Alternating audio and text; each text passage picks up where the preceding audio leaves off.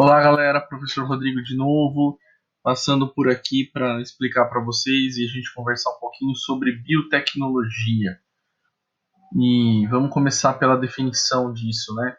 Biotecnologia é o conjunto de técnicas que manipulam o material genético, o DNA, os genes. Então, falou para você que mexeu em gene, mexeu no genoma, no gene, no DNA, alterou a sequência de DNA, a gente vai considerar sim uma biotecnologia. A biotecnologia tem sido muito usada nas indústrias farmacêuticas, na questão de produção de remédios, vacinas, né? E muito usada na agricultura também. Então, a gente vai passar por alguns exemplos na aula de hoje para vocês entenderem isso um pouco melhor. A base do trabalho da biotecnologia usa o que a gente chama de enzimas de restrição. Enzimas são tesouras químicas.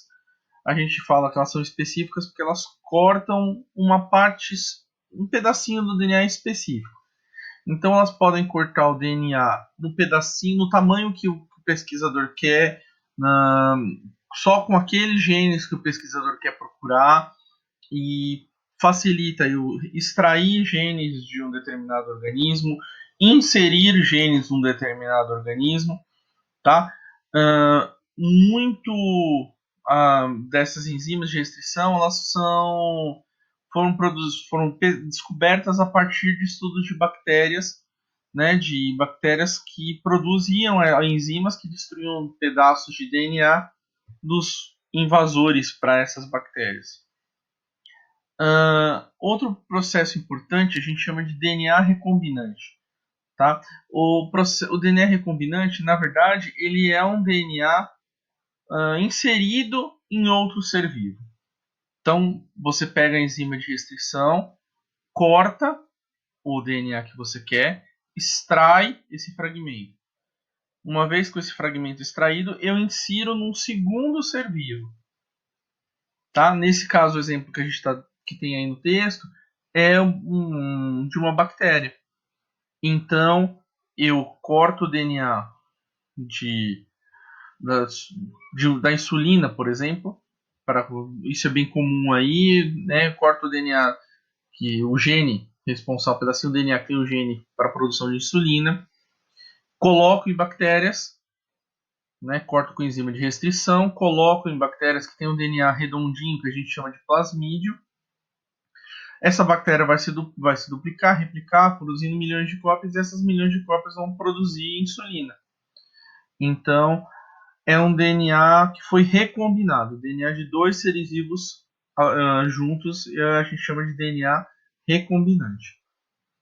Aqui tem um esqueminha para tentar fazer com que vocês entendam. Esse círculo é o DNA. É retirado um pedacinho, os pedacinhos são específicos aqui desse pedaço, né, usado pelas enzimas de restrição, elas cortam esses pedaços e pedacinhos novos que também foram cortados por enzimas de restrição são colocados nesse DNA. Nesse caso, o DNA dessas bactérias é muito específico, ele forma um anel que a gente chama de plasmídio, tá? Mas poderia ser na nossa sequência de DNA também, que é formada lá pela dupla hélice que a gente já conversou. A técnica da eletroforese.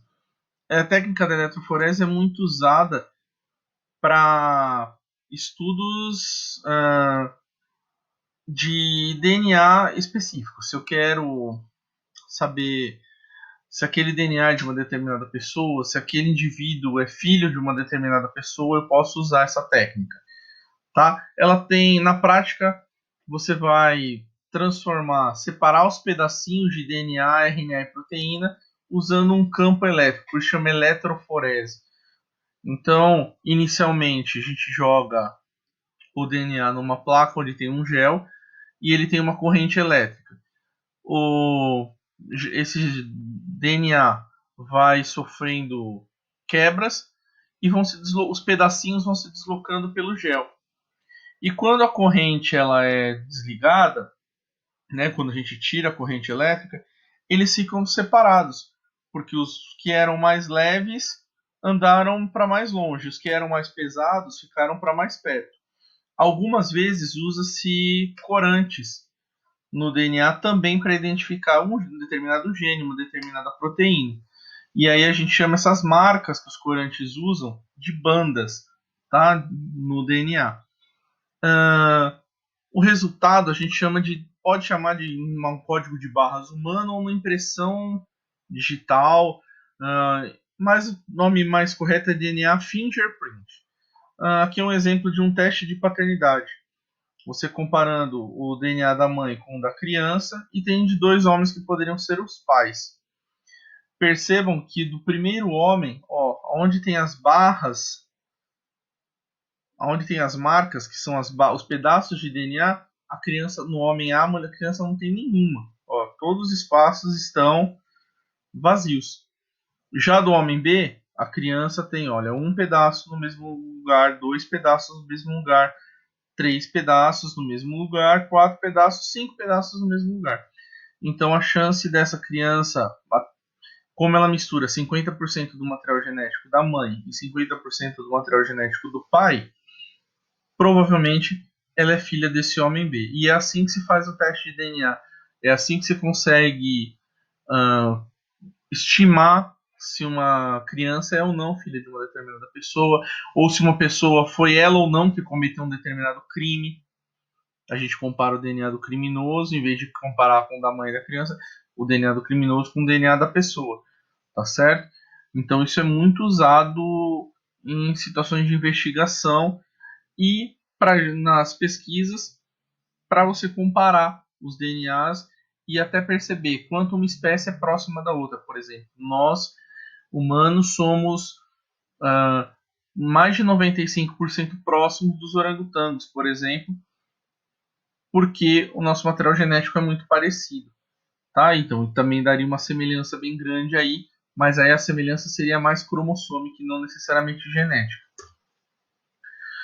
Outra coisa que eu pedi para vocês pesquisarem era a técnica do PCR, né? Que é uma técnica que, na verdade, ela serve para criar novos fragmentos de DNA, só que desses DNAs que naturalmente apareceriam pela duplicação, eles vão ser produzidos in vitro, né, em laboratório, usando a enzima polimerase, que é a que se usa no DNA. E aí o DNA vai ser submetido a altas temperaturas, vai separar a dupla hélice, são as duas fitas do DNA vão se separar. Com essa separação, eles vão baixar a temperatura e usar essas polimerases para completar as partes. Na verdade, e dessa maneira, você no final das contas ele vai ter dois DNAs diferentes. É uma replicação, só que feita em laboratório, tá? Porque se a gente parar para pensar é a mesma coisa. Com a temperatura baixa, as polimerases vão produzir fitas novas. Eu vou ficar com uma fita nova e uma fita antiga, que era a mesma coisa que acontecia na replicação. Por isso que a gente falava que ela era semi-conservativa, é dessa maneira.